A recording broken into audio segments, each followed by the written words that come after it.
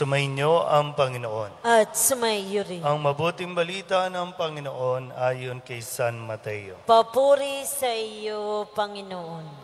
Noong panahong iyon, sinabi ni Jesus, "Pinasasalamatan kita, Ama, Panginoon ng langit at lupa, sapagkat inilihim mo ang mga bagay na ito sa marurunong at matatalino, at inihayag sa mga may kaloobang tulad ng sa bata.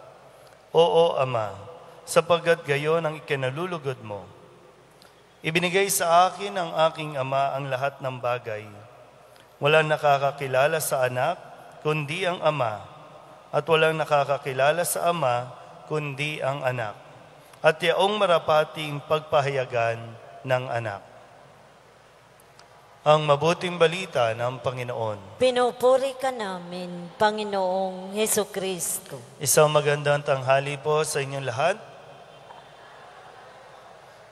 Kung aalalahanin natin yung gospel reading natin nung linggo, bago niya isugo yung mga alagad sa isang misyon, inaalalahanan niya ang mga ito.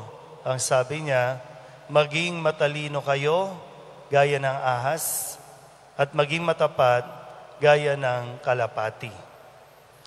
Ngayon po, sa ating ebanghelyo ngayon, sabi nga po, nagdarasal si Kristo, natutuwa siya, nagpapasalamat siya sa Ama, dahil yung mga bagay na itinuturo niya ay hindi ipinagkaloob doon sa mga matatalino na, doon sa mga marurunong na, doon sa mga taong ang tingin sa sarili, alam na nila ang lahat ng bagay.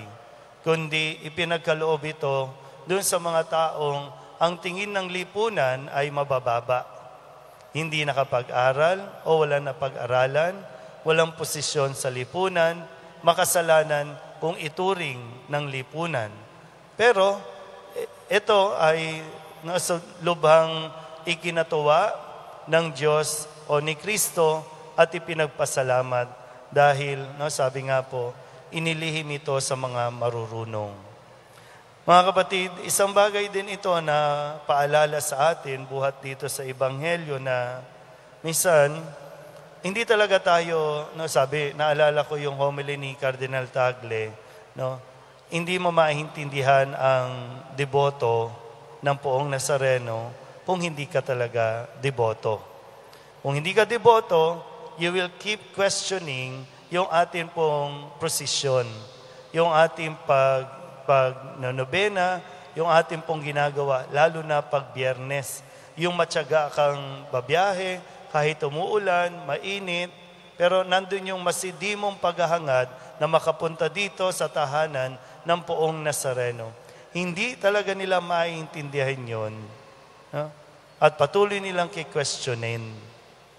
Kaya nga yung paanyaya din sa atin ay manatili tayong sa harapan ng Poong Nazareno, manatili tayo na wala talaga tayong alam. Iba naman yung walang alam sa tanga, sa bobo, ibang konteksto yon. Kundi pagdating sa Poong Nazareno, wala talaga tayong may pagmamalaki sa Kanya. Ano man ang kaalaman na mayroon tayo, ano man ang nararating natin, sa harapan ng Poong Nazareno, wala yan sa kalingkingan.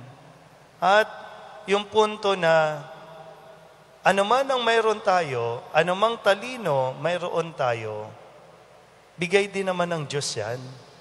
Yung kaalaman natin, yung karunungan natin, galing din naman sa Diyos. Kaya lang, ang nangyayari kasi, kapag sobrang bilib natin sa ating mga sarili, sa sobrang tingin natin sa ating mga sarili, magaling na tayo, minsan nahihirapan pumasok ang salita ng Diyos sa atin. Kasi pinag-iisipan na natin, ina-analyze na natin, hanggang sa napupuno tayo ng pagdududa at umaabot sa puntong kini-question na natin kung ano ang mga sinasabi ng Diyos. Kaya nawa po, bilang mga deboto ng Poong Nazareno, panatilihin natin yung kababaang loob. Yung manatili tayong, anuman ang posisyon natin sa buhay, anuman ang narating natin sa buhay, manatili tayong nakatapak sa lupa.